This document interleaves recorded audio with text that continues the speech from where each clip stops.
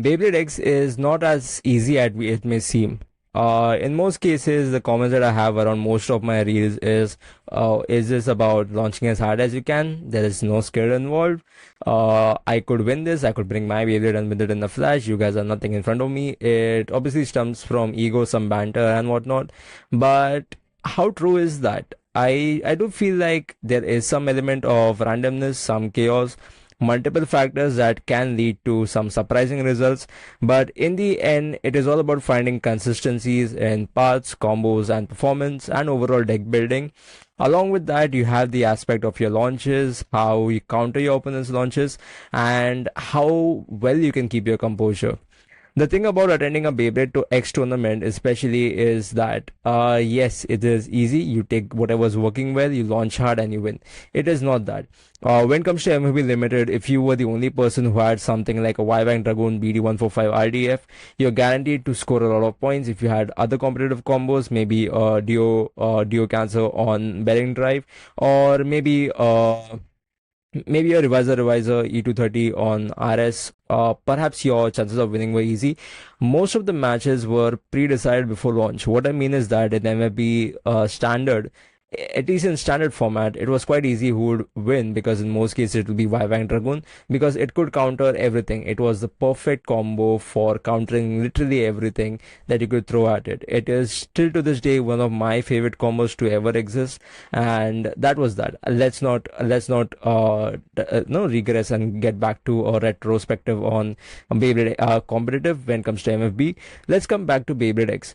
On the other hand, it might look like the purest of chaos that makes you feel that, okay, this is all randomized. If I launch hard, I should win.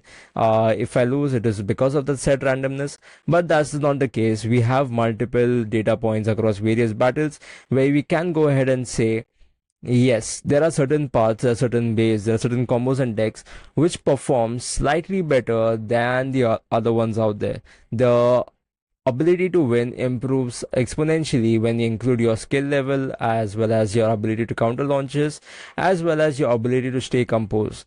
Here's the thing, people feel that it is quite chilled and relaxed. Yeah, it is true. If you're going there to a Beyblade tournament for fun, you have zero pressure, you just launch and you have fun. If you do well, or maybe if you have some beginner's luck, you'll probably end up reaching the semis or finals, maybe even win that. But true people, true bladers who are competitive about it, are in a bit of a pickle, because the anxiety gets to them, the pressure gets to them, because you are at a point where you need to calculate a lot of factors. In a deck format, if you are going through three different bays, the moment you see the opponent's base, you are thinking like a furious cat, thinking, oh, okay, this guy's using, let's say, Aero Pegasus on 160 and Rush. But if they had it on Kick, I would do something else. But they have it on Rush now, so I need to be a bit more defensive with my Wizard Rod. So where do I launch? And on the other hand, the other person is also like, oh, this guy's using Wizard Rod 160 on Hexa. Now I need to see where exactly this person might launch, and maybe I can try to get a quick KO or an over finish on extreme finish, or maybe I could try to bash it around the stadium. So this sort of I'll counter your counter, the sort of Yu-Gi-Oh logic does apply when it comes to skills at a higher level. And I wouldn't say it's the most skill intensive as other sports like football or cricket or basketball or any of the other ones, but you do have to have some sort of semblance around what you're doing to perform better. Someone who's a beginner might not perform as well as someone who's been playing for over 2 years now. Beyblade X has been here for a long time, and it's a thing. So anyone can pick it up. You can upskill quite fast. You can learn the combos, the meta decks, and everything else quite quickly. But what you cannot gain again at the end of the day is the ability to counter your opponent. That comes with experience, and also the composure that you need in order to go out there and win consistently. This is why I also feel like the global meta or whatever's performing elsewhere might not perform well in your local meta, because maybe you're not as experienced to deal with that sort of pressure and combo and countering, if that's even a word or whatever. But the idea is simple. Beyblade X is not as easy as it may seem. To me, it feels like one of the most competitive and brain-wrecking aspects of gameplay that I've seen in Beyblade in a very long time. This was not there during Plastic or HMS. This was definitely not there in MAB Standard. MAB Limited did have some competitive fun builds, but then again, you had your overperformers and underperformers, so you that kind of leveled up quickly.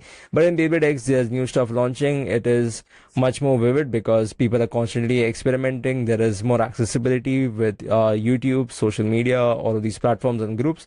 That every time there's something new, people are invested, and the meta keeps evolving. This is Tony Bays. I make content around the cultural slash convenience slash competitive side of Beyblade. So if you like content like this, do subscribe, and I'll see you in the next one.